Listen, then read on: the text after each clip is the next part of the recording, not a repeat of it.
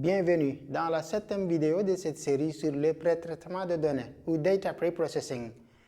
Dans cette vidéo, je vous montre comment traiter les valeurs aberrantes, traiter de façon correcte les valeurs aberrantes ou outliers, appelées aussi valeurs extrêmes. Le fait de procéder à des analyses statistiques en présence de ces dernières dans vos bases de données ou datasets va impacter de façon significative l'ensemble de vos observations.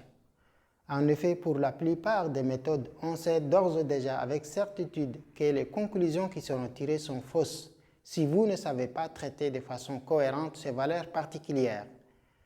Comme on peut le voir sur ce graphique, les points ou les observations qui se ressemblent sont regroupés dans des classes notées C1, C2, etc. Tandis que les observations ne partageant aucune caractéristique commune avec les autres individus de la population ou observations sont isolées, chacun s'exprimant tout seul par sa propre particularité qui la distingue des autres. Ce sont des valeurs aberrantes.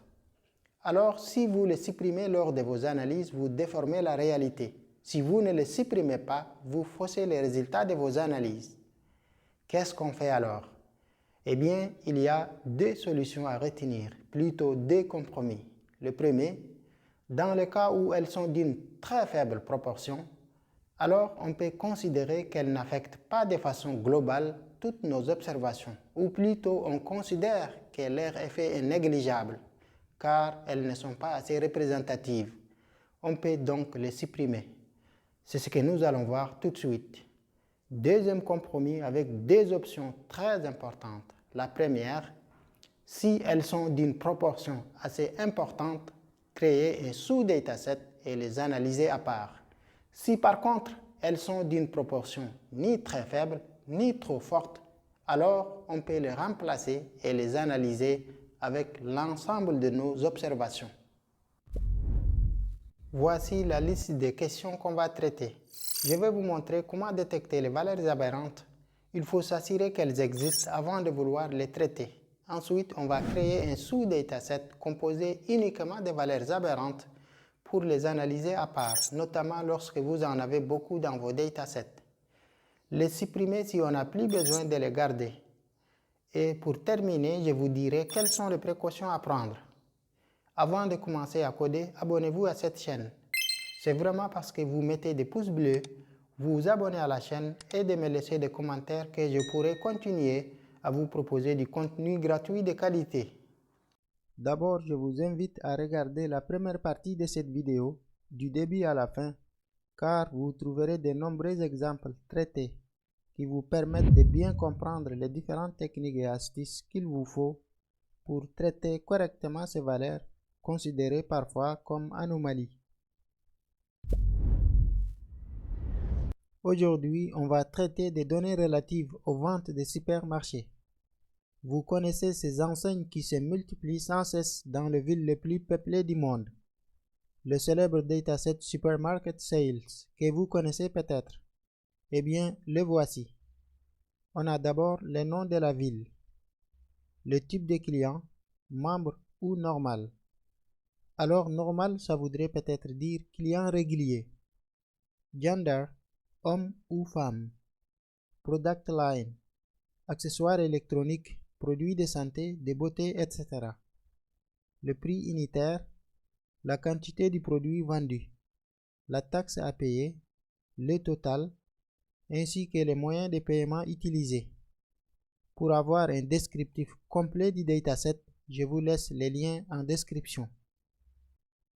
Nous, ce qu'on veut, c'est traiter correctement les valeurs aberrantes. Vérifions si elles existent en visualisant nos données.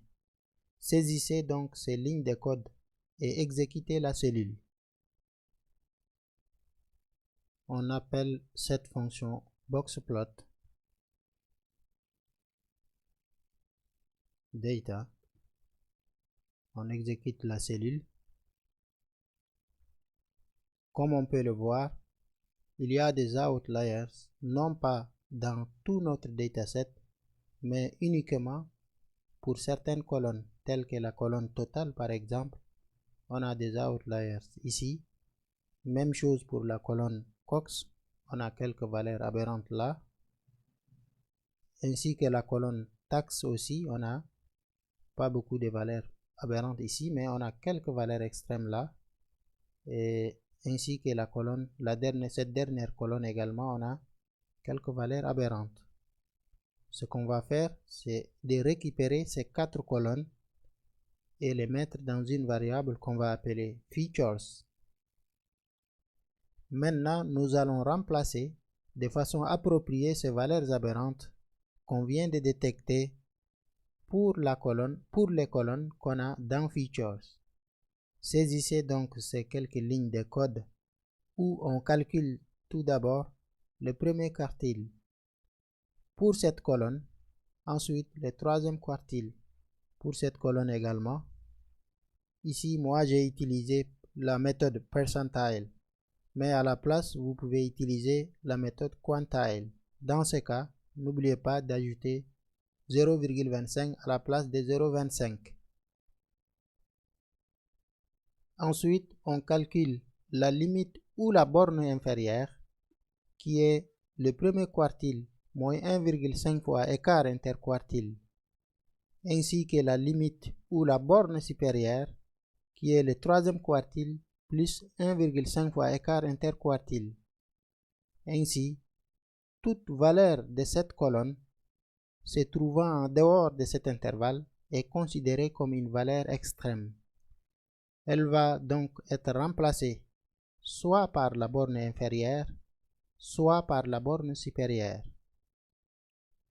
Et donc, la valeur de cette colonne qui se trouve à cet index, si elle est plus petite que la borne inférieure, elle va être remplacée par celle-ci. Sinon, si la valeur de cette colonne se trouvant à cet index, si elle est plus grande que la borne supérieure, elle va être remplacée par cette dernière. J'exécute la cellule et il ne reste plus qu'à parcourir notre objet Features et de remplacer colonne par colonne l'ensemble des valeurs aberrantes de notre dataset.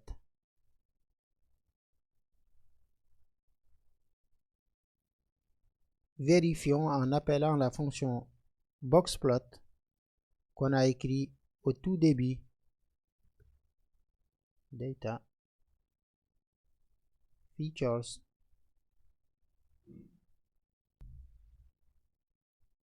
Comme vous pouvez le voir, aucune valeur aberrante. Notre dataset est désormais proprement nettoyé.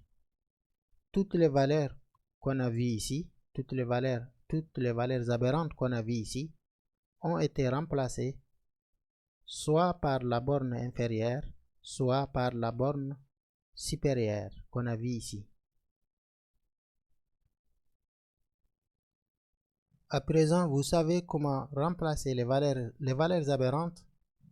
Et si vous avez beaucoup de valeurs extrêmes dans vos datasets que vous ne souhaitez pas forcément les remplacer, alors je vous montre comment les récupérer dans un sous-dataset pour les analyser ou faire ce que vous voulez. Pour répondre à cette question, je viens donc copier ces codes et les coller ici. Puisqu'il s'agit essentiellement de la même chose, excepté les 2 dernières lignes. On va donc enlever la borne minimale et la borne maximale, ainsi que la fonction log. On va enlever,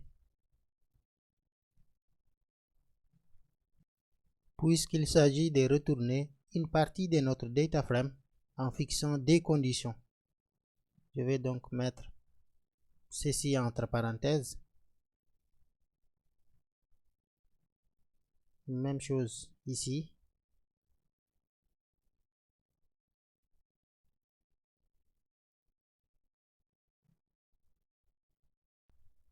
Et on n'a pas besoin de la colonne ici, donc je vais enlever.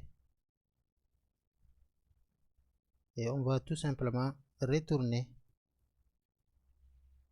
l'une de ces 2 conditions.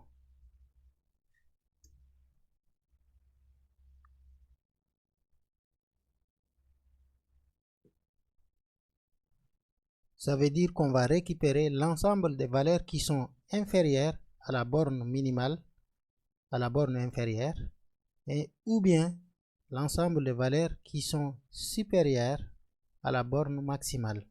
Donc on va retourner, on va écrire juste return, on va retourner ceci. Et n'oublions pas de nommer la fonction puisqu'il ne s'agit plus de la même fonction. Donc on va appeler subdataset. Et ensuite, on va venir copier les deux lignes qu'on a. Ces deux lignes-là, je fais CTRL A, CTRL C. Et je viens les copier ici. J'oublie d'abord pas d'exécuter cette cellule. Ensuite, de changer parce que le nom de la fonction, on a changé. Donc, on va appeler cette fonction ici. Et je crois que tout le reste, c'est la même chose. Et ici, on retourne une valeur. On retourne un sous-dataset. Donc, on va appeler subdataset outliers ou bien égal ceci. J'exécute donc la cellule. Tout se passe bien. Mais attention, n'oublions pas qu'on a remplacé toutes les valeurs aberrantes. Donc, il n'y a plus de valeurs aberrantes ici. Si on teste ici, on aura la ligne égale à 0, le nombre de colonnes, je ne sais pas, c'est les 17 ou bien. Il n'y a plus rien dans data, dans notre dataset. Aucune valeur aberrante. Donc, on va venir au tout début, comme on avait copié, comme on avait copié ici. Donc, je vais prendre là. Je vais aussi sauvegarder ceci dans une autre variable parce qu'on va peut-être en avoir besoin. Ok, donc on revient là.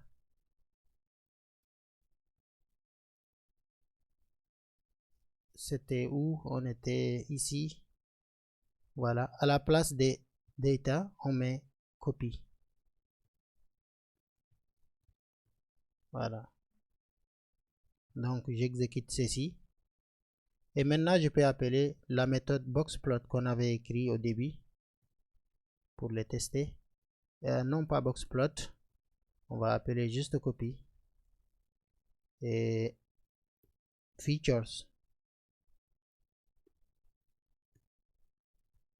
Voilà, on a notre sous-dataset composé uniquement de valeurs aberrantes pour les colonnes qu'on a indiquées ici dans notre objet liste qu'on a appelé quelque part. Voilà, ici c'est feature.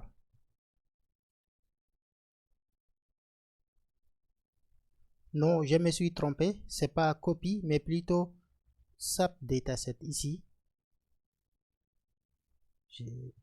Voilà, c'est cet objet là, ce n'est plus copie parce que normalement on ne doit pas avoir autant de lignes. Voilà, on exécute celle-là. Voilà, vous voyez qu'on n'a pas autant de données qu'auparavant. On peut même mettre shape ici pour voir.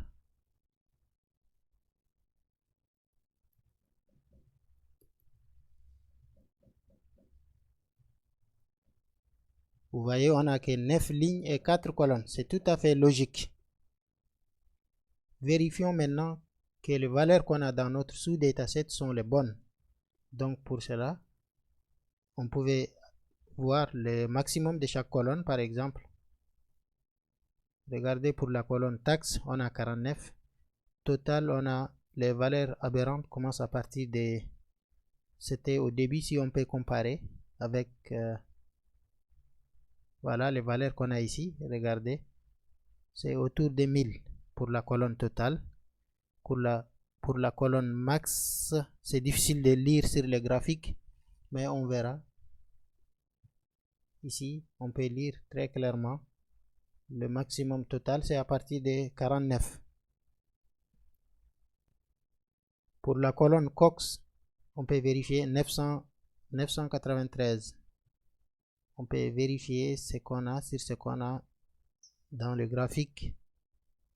Cox à partir de 900, à peu près 993, voilà.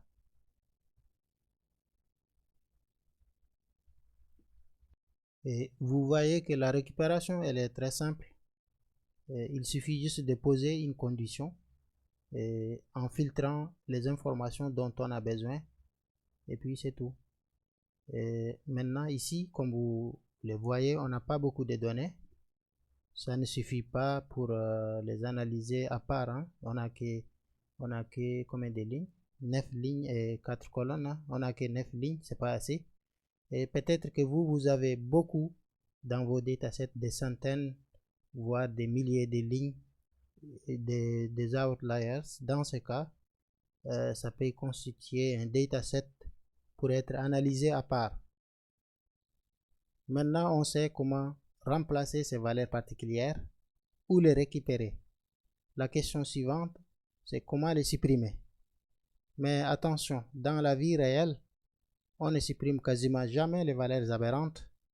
Imaginez s'il s'agit des clients qui vous apportent le plus, vous n'allez pas chercher à les supprimer.